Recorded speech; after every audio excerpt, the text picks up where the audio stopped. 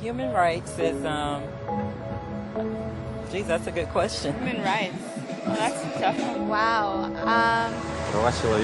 I don't even know how to give that a definition. I would probably have to do a little bit of homework or something. Any right that I think just as a normal, human, any...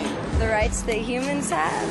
Oh, that's a very large debate. Menneskerettigheder kan betyde mange ting. Tú le puedes preguntar a 20 personas y te van a dar 20 diferentes opiniones. Non saprei, una domanda complicatissima. We just take them for granted that they're there, but we don't even consider what they are.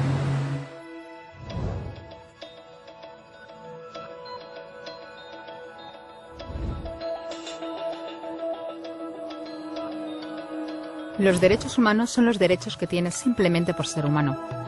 Es la forma en que instintivamente esperas que se te trate y el trato que mereces como persona, como el derecho a vivir en libertad, hablar con franqueza y ser tratado con igualdad.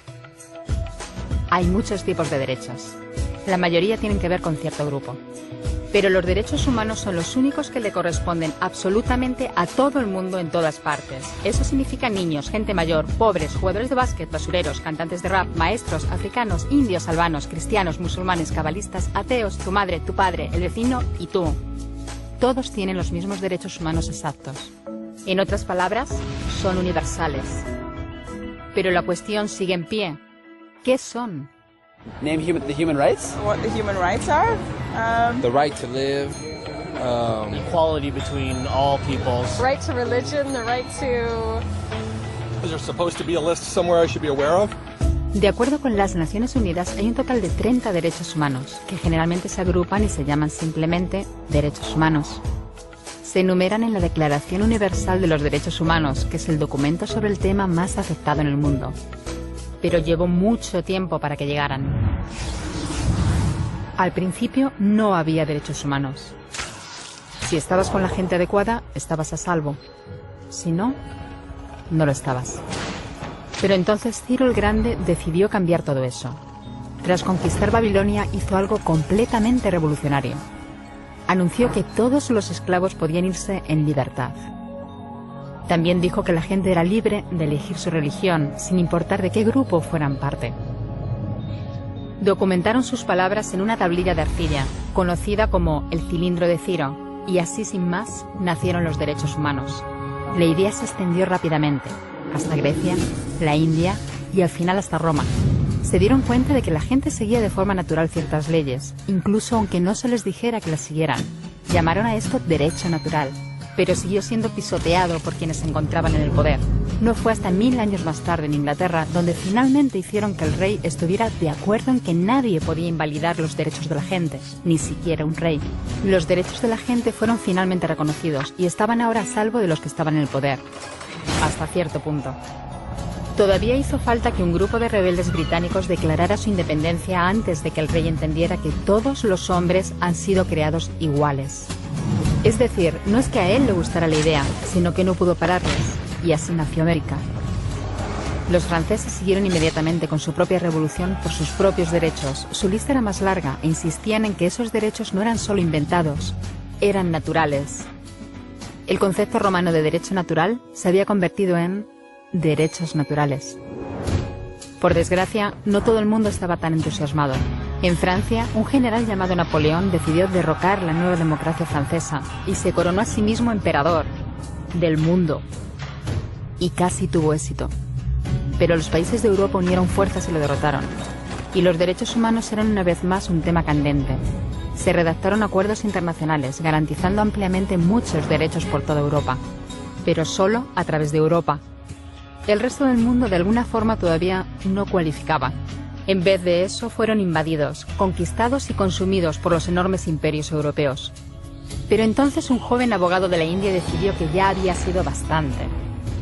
Se llamaba Mahatma Gandhi y frente a la violencia insistió en que toda la gente en la tierra tenía derechos. No solo en Europa. Al final, hasta los europeos empezaron a estar de acuerdo. Pero no iba a ser tan fácil. Habían estallado 2 guerras mundiales. Hitler exterminó a la mitad de la población judía de la Tierra en los horrorosos campos de muerte nazi. En total, 90 millones de personas habían muerto. Nunca los derechos humanos habían estado tan horriblemente cerca de la extinción. y nunca había estado el mundo tan desesperado por un cambio. De forma que los países de la Tierra hicieron causa común y formaron las Naciones Unidas. Su propósito básico era reafirmar la fe en los derechos humanos fundamentales, en la dignidad y el valor de la persona humana. ¿Pero qué eran los derechos humanos? ¿Eran las proclamaciones de Ciro? ¿El derecho natural de Roma? ¿Las declaraciones de Francia? Todo el mundo parecía tener una idea ligeramente distinta de lo que deberían ser los derechos humanos. Pero bajo la supervisión de Eleanor Roosevelt, finalmente se pusieron de acuerdo en una serie de derechos para absolutamente todo el mundo. La Declaración Universal de Derechos Humanos. El concepto francés de los derechos naturales se había convertido finalmente en los derechos humanos. Así que, en resumen, al principio solo unos cuantos afortunados tenían derecho alguno, hasta que uno de ellos decidió, oye, otra gente también debería tener derechos, lo que fue estupendo, salvo que no todo el mundo estuvo de acuerdo. Y solo que llevó unos cuantos miles de años de lucha, declaraciones y más lucha hasta que finalmente todo el mundo estuvo de acuerdo en que los derechos humanos deberían ser para todos. Y vivieron felices y comieron perdices. Salvo que hay un pequeño problema. Si la gente tiene derecho a la comida y el cobijo, ¿por qué hay 16.000 niños muriendo de hambre cada día? 1 cada 5 segundos. Si la gente tiene libertad de expresión, ¿por qué hay miles de personas en prisión por hablar claro? Si la gente tiene derecho a la educación, ¿por qué hay más de 1.000 millones de adultos incapaces de leer? Si la esclavitud ha sido abolida verdaderamente, ¿por qué hay 27 millones de personas todavía esclavizadas hoy en día? Más del doble de las que había en el siglo XIX. El hecho es que, cuando se firmó, la Declaración Universal de los Derechos Humanos no tenía la fuerza de la ley. Era opcional. Y a pesar de muchos más documentos, convenciones, tratados y leyes, todavía es poco más que palabras en una página. Así que la cuestión es, ¿quién hará que esas palabras sean una realidad? Cuando el Dr. King se manifestó en pro de la igualdad racial, se estaba manifestando por los derechos que las Naciones Unidas habían garantizado hacía casi 2 décadas. Pero con todo, se manifestó. Cuando Nelson Mandela defendió la justicia social en la década de 1990, su país ya había estado de acuerdo en abolir esa discriminación desde hacía ya casi 40 años. Pero con todo, él luchó. Los que luchan hoy en día contra la tortura, la pobreza y la discriminación no son gigantes o superhéroes.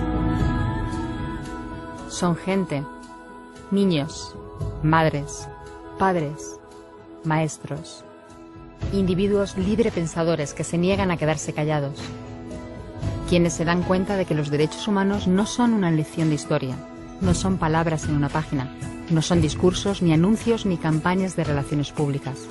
Son las elecciones que hacemos cada día como seres humanos. Son la responsabilidad que todos compartimos, de respetarnos mutuamente, ayudarnos y proteger a los necesitados. Como Eleanor Roosevelt dijo, ¿dónde empiezan después de todo los derechos humanos universales? En pequeños lugares cerca de casa, tan cerca y tan pequeños que no pueden verse en los mapas del mundo. Aún así, son el mundo de la persona individual, el barrio donde vive, la escuela o la universidad a la que asiste, la fábrica, la granja o la oficina donde trabaja. Esos son los lugares donde cada hombre, mujer y niño buscan justicia igualitaria, igualdad de oportunidades, dignidad igualitaria sin discriminación. A menos que esos derechos tengan un significado ahí, tienen muy poco significado en cualquier otra parte.